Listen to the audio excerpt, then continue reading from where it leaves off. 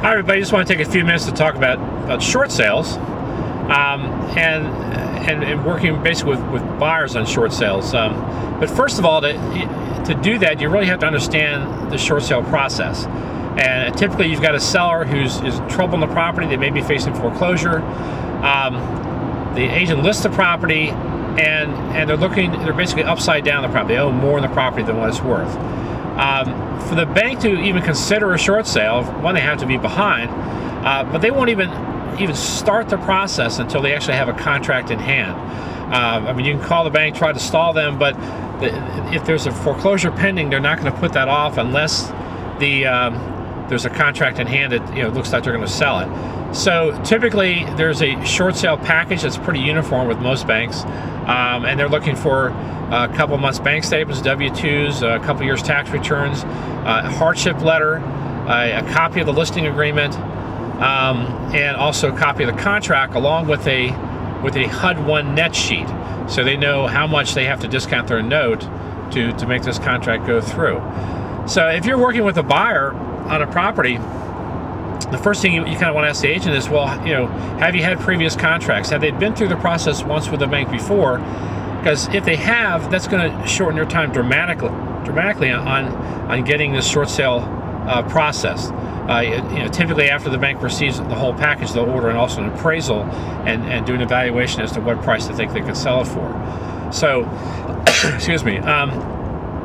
So if they've been through the process once before, have a shorter waiting period to get your contract approved. If they haven't, then my next question is, okay, well, have you had any other offers? Are you processing this short sale yourself, or are you outsourcing it? If the agent's doing it himself, you want to kind of find out, does he have experiences? Has he done it before? Does he know how to do it? I prefer now to just outsource this, have an attorney do it.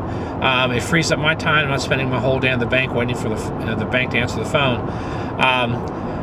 But you want to kind of get a heads up on it so you know what you're getting into. If the agent has no experience and he's not outsourcing, you may want to pass on that property unless it's a really good deal, or try to assist him on working this thing through with the bank.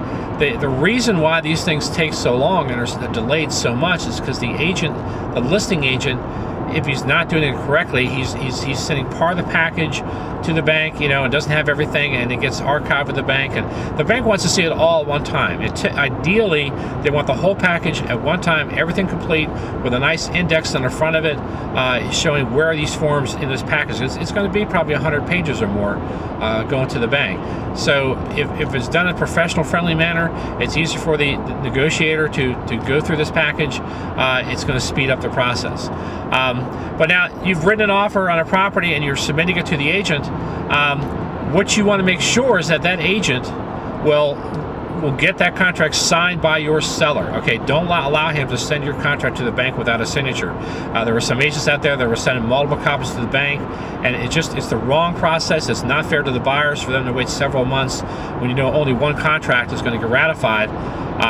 The proper way to do this, just like any other contract that has a contingency, is to get it ratified first by the buyer and seller, and then submit one contract to the bank along with a net sheet and wait for an answer.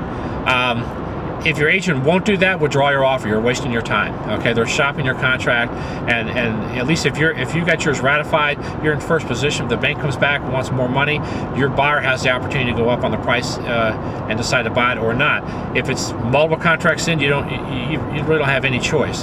So definitely, if it's not signed, withdraw your offer and move on to the next property, because that agent does not know how to process a short sale correctly. The other thing is making your contract in a format that's going to be acceptable to the bank. And the very important thing is to put a lender's letter on there to make sure that they are approved to buy the loan. Also, a strong financial letter. If they're putting a lot of money down, that shows the ability for that contract to go up on price if need be. From the seller standpoint, money's not an issue. It's more of other terms. How much down payment? How strong are they financially? Maybe if you're going to rent the property back to the owner, that's going to be more appealing to an owner, even if he has a higher offer. Your terms might be better for him. So the motivations change differently on a short sale than they do on a regular sale. But the priority still is to get that contract signed and ratified by the seller. Also note that when you do have it ratified and you're waiting for the bank for an answer, you must deposit that money into escrow. It cannot sit out there for 3 or 4 months waiting for the bank to get an offer. You basically don't have a contract unless you have monetary consideration. So that money has to go in. There are no exceptions to that. It's now, MER came out the rules, it has to be within 7 days into the escrow account. So major violation. I've had agent, I just got one yesterday. He held the contract. I just saw the contract. It's 5 months old, and the check was never deposited. So it's a real hazard. It's going to screw you up in the long run if you don't follow the normal procedures for processing a contract. So you submitted the offer, and now the follow-up here is when you talk to listing agents, make sure that they are on course. Have they submitted the whole package to the bank? Has the bank ordered a BPO or an appraisal on the property?